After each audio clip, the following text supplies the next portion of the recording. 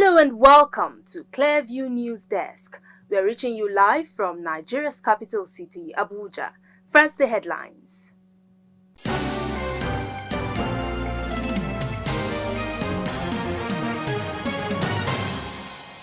Bauchi businessman flogs wife to death over Ramadan food. Suspected armed Fulani herdsmen kill 6 in Benue fresh attack.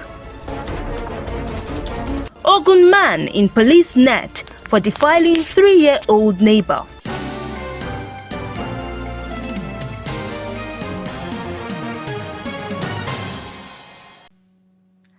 I'm Gloria Atta with these and more. Welcome.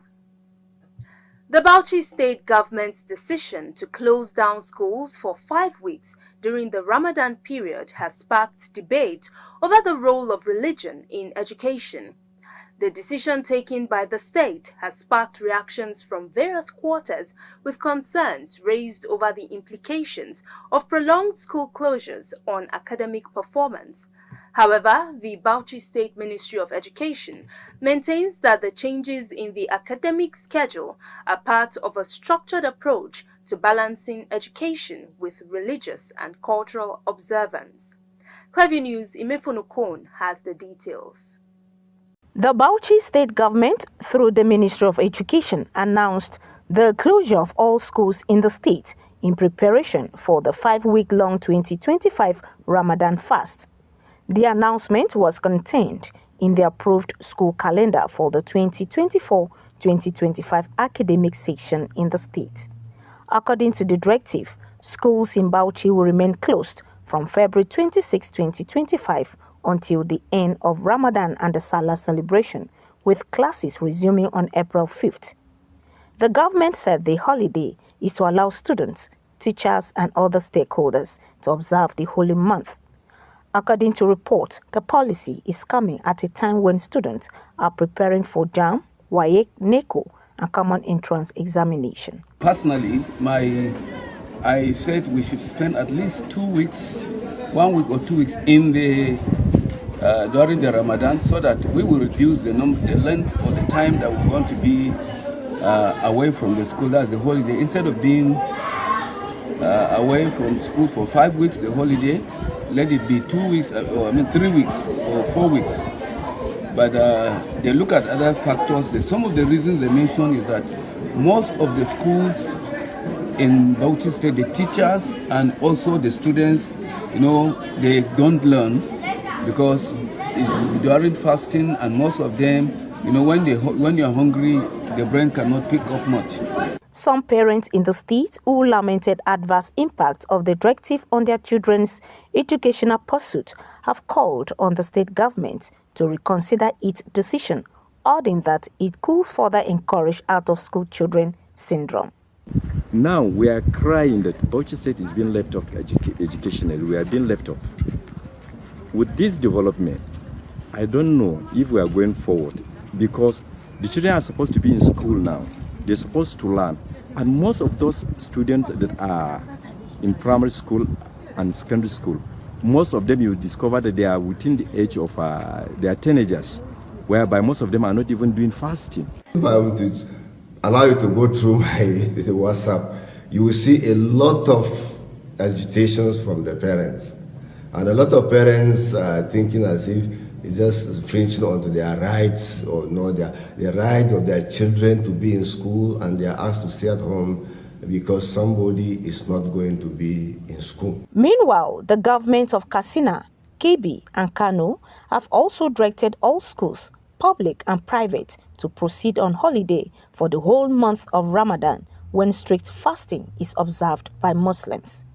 Amid the controversy surrounding the decision of 4 northern states to shut down schools for Ramadan, a review of National Bureau of Statistics data has shown that these states have some of the highest percentages of out-of-school children compared to the national average. Imefonokon, reporting for Clearview News. Meanwhile, the Bauchi State Police Command has arrested a businessman identified as Nuru Isa for allegedly flogging his 24-year-old wife, Wasila Abdullahi, to death over an argument about the ingredients and fruits designated for breaking the Ramadan fast. It was gathered from a statement by the Bauchi Police Public Relations Officer Ahmed Wakil on Sunday that the incident occurred at the Fadamamada area of the state. Isa was said to have flogged Wasila, who was his second wife, till she collapsed, and upon her collapse, she was rushed to a hospital where she was confirmed dead. The PPRO noted that upon receiving the report, an investigation was initiated and the suspect was arrested. He stressed that the command would ensure justice is served on the matter, while noting that criminals would not go unpunished. No fewer than 6 persons have reportedly been killed by suspected armed herders in a fresh attack in Ukum local government area of Benue State. It was gathered that some youths in the area had mobilized themselves to chase away cattle that strayed into their farmlands and destroy their yams, when some unknown gunmen who laid ambush opened fire and killed some of the youths. A source who spoke on condition of anonymity told journalists that 7 dead bodies had been recovered, while many others were still missing. When contacted, the spokesperson of the Benue State Police Command, CSP Catherine Anene, said she is yet to be briefed about the incident. Meanwhile, the incident has been confirmed by the chairman of Ukum local government area, Mr. Jonathan Modi, who spoke from the scene of the attack. Now, the Ogun State Police Command on Sunday said it had taken into custody 25-year-old Muniru Haruna for allegedly defiling a 3-year-old at Orile Ilugun in Odeda local government area of Ogun State. The spokesperson for the State Police Command, CSP Omolola Odutola, disclosed this in a statement on Sunday. The mother of the victim, 20-year-old Alaba Abdullahi, was said to have reported the disturbing incident to the police that a 25-year-old man residing in the same area allegedly committed this act while the victim was playing nearby. However, the suspect has been taken into custody and has denied the allegations against him. Meanwhile, the state police spokesperson, Omolola Odutola, said the case has been transferred to the Division Crime Branch for investigation and would be transferred to the State CID Eleweran upon completion of the preliminary inquiry, adding that the State Police Command took the allegation very seriously and was committed to ensuring justice for the victim. Odutola said the safety and well-being of the community, especially children, remained a top priority of the command. She urged anyone with additional information regarding the incident to come forward and assist law enforcement. Mojisola Miranda has resigned as the Speaker of the Lagos State House of Assembly 7 weeks after holding the leadership mantle. The lawmaker, who represents Apapa constituency, 1, announced her resignation on Monday as lawmakers re-elected her as the Deputy Speaker of the Assembly. The lawmakers commended her leadership style and for bringing peace to the Lagos State House of Assembly. They also commended her strength and humility for obeying the rules and regulations of the All Progressives Congress. More details to come in our subsequent bulletin. The sexual harassment allegation by Senator Natasha Akpoti-Uduaghan against the Senate President Godswill Akpabio has continued to generate reactions from Nigerians, with many calling for a thorough investigation into the matter. As the drama continues to unfold, Nigerians are calling for due diligence to be done in getting to the root cause of the matter and find a lasting solution in order to protect the integrity of the highest lawmaking body of the country. We have a commentary. Without doubt, this is not the best of time for Senate President Godswill Akpabio and Senator Natasha Akpoti, though their well-wishers are giving them every support. Many of them are not fair. For instance, without thinking twice, friends and cronies of Akpabio, who coincidentally are never at peace with Natasha, will tell you she's just crying foul. The politicians Natasha defeated to become a senator will tell you don't mind her. Akpabio never toasted her. Likewise, can you believe that the people who have been aggrieved with the style of Akpabio's administration when he was governor or at Niger Delta Ministry will tell you without fear of God, without reservations, that you, yes, Akpabio, toasted Natasha. I even heard him toasting her. Nobody can know the truth about this episode. The Akwa Ibom mothers protested while warning Natasha. This protest could be arranged, and by the time you ask some of them what they were protesting against, they may say they don't know. Mobilization. Don't be surprised if very soon an association of Kogi mothers start their protest against Akpabio. One thing is, however, sure. We have seen the beginning, but we don't know the end, as the unending claims and counterclaims are generating intense reactions, some fair and progressive, while others are dirty and messy. A national newspaper just referred to the development as peculiar mess, while High Chief Emmanuel Uduaghan, the husband of the Kogi lawmaker, said he was aware of the claims by his wife. He noted that he had spoken to Akpabio about the matter before and resolved with him, until his wife complained that the alleged harassment did not stop. Uduaghan asked the Senate President to treat his wife with respect and dignity. The feud between Akpabio and Natasha started when the relocation of the Kogi lawmaker's seat in the Red Chamber without her consent delayed plenary proceedings for some minutes. Matters got worse when Akpabio directed security personnel to walk her out of the chamber, leading to the intervention of other legislators. Days later, Natasha took things a notch higher when, as a guest of Arise television breakfast show, she accused Akpabio of subjecting her to the needless ordeal because she turned down sexual advances from him. Although the Ethics and Privileges Committee of the Senate is expected to come up with its report, the two warring camps continue to fire salvos, as both Akpabio's wife, Unoma, and Natasha have both headed to court in search of justice. High Chief Uduaghan, who is the Alema of Warri Kingdom, in a statement made available to journalists in Warri, noted that he had planned to refrain from commenting on the dispute, but recent developments have compelled him to issue the statement. He said, "It is clear that certain sentiments are being stirred up unnecessarily, distracting from the serious underlying allegations, which should concern every discerning individual with sound family values." He said, and I quote, "Without prejudice to the ongoing legal proceedings, I wish to emphasize that my wife was duly elected by her people due to the immense love, respect, and confidence they have in her, and she is committed to deliver quality representation to her district and the nation at large. She is a devoted wife, and the bond we share is deep and unwavering. She has always remained truthful even in the face of adversity. My wife has confided in me about her interactions with the Senate President, whom I consider a family friend. In response, I approached the matter with the utmost maturity and responsibility, as it is my duty as a traditional leader who has immense respect for constituted authority and upholds core family values, foster peace and harmony.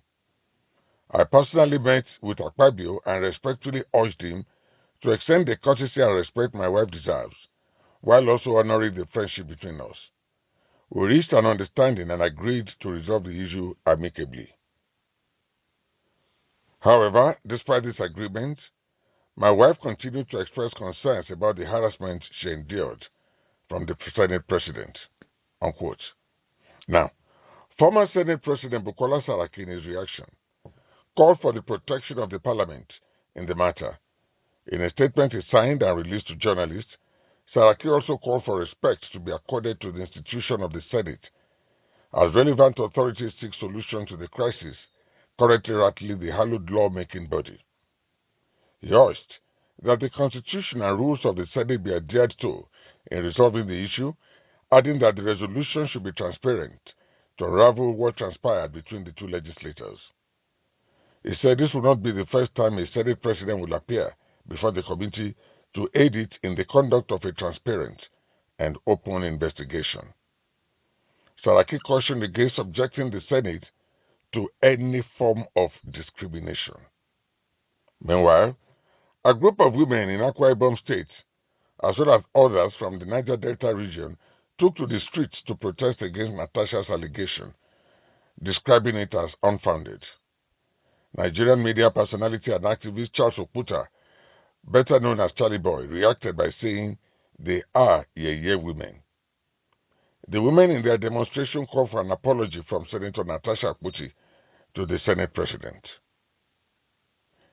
Reno Omokri, a former special assistant to former President Goodluck Jonathan, called on the Senate leadership to investigate the allegations against Akpabio. Omokri, who had also been accused by Natasha of sexual harassment, in a statement posted on his X handle, formerly Twitter, urged Nigerians to leave him out of the ongoing rift between Akpabio and the Kogi lawmaker. We now hear that Natasha, in a letter addressed to Akpabio's wife, advised the latter to refrain from getting involved in the matter. Mrs. Akpabio, while responding to the senator's allegations against her husband, held a press conference in Abuja, asserting that the Senate President, that is, her husband, was innocent. The letter, written through her lawyer, Victor Giwa, stressed that the accusations were personal to the Senate President and should be left to defend himself. Natasha said she had endured harassment from Akpabio, but was now compelled to speak out. She also noted that she had enough evidence to back up her claims. This is not the first time the Senate President Akpabio is being accused of sexual harassment.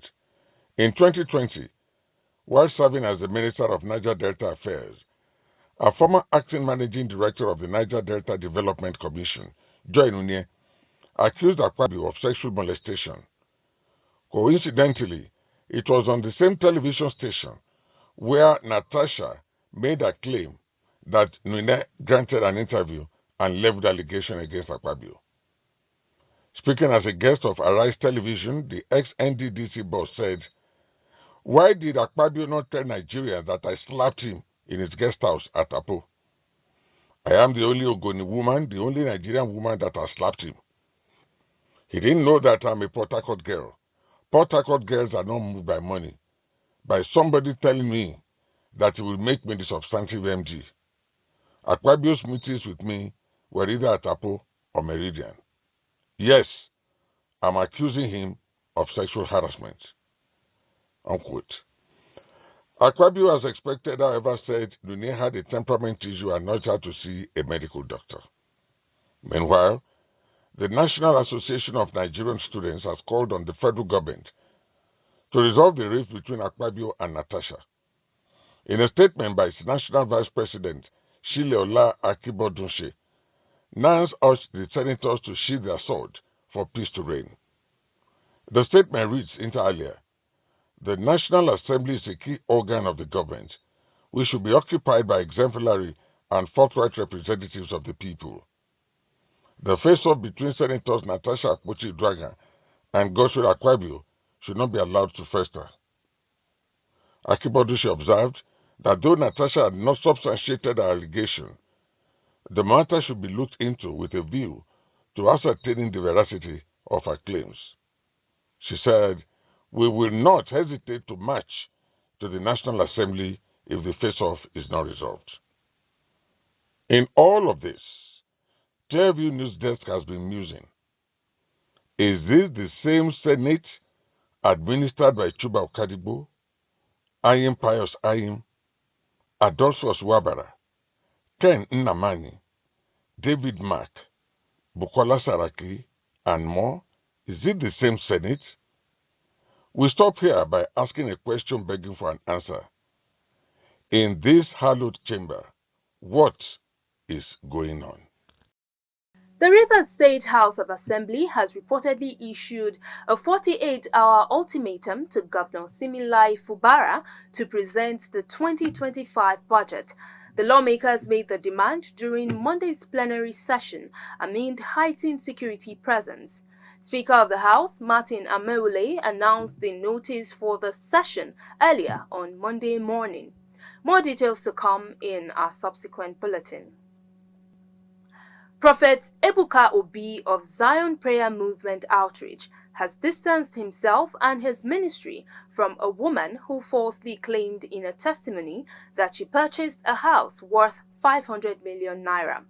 In a viral video circulating on social media, the cleric denied any personal connection to the woman, emphasizing that she lied against God, not the church.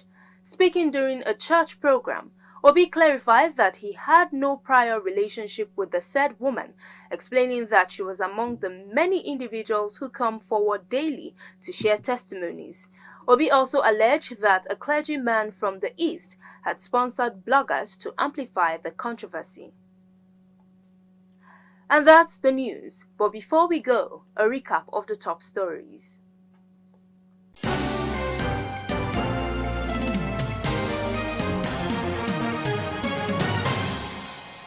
The police in Bauchi State has arrested a businessman identified as Nuru Isa for allegedly flogging his 24-year-old wife to death over an argument about the ingredients and fruits designated for breaking the Ramadan fast. No fewer than 6 persons have been reportedly killed by suspected armed herders in a fresh attack in Ukum local government area of Benue State. The Ogun State Police Command said it had taken into custody 25-year-old Muniru Haruna for allegedly defiling a 3-year-old at Orile Ilugun in Odeda local government area of Ogun State.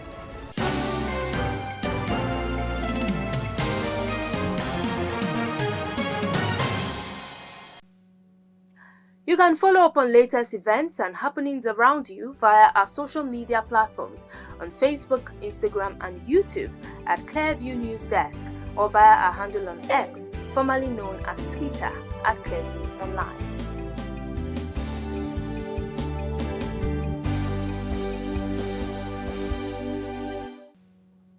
Many thanks for joining us. I am Gloria Atta. Bye for now.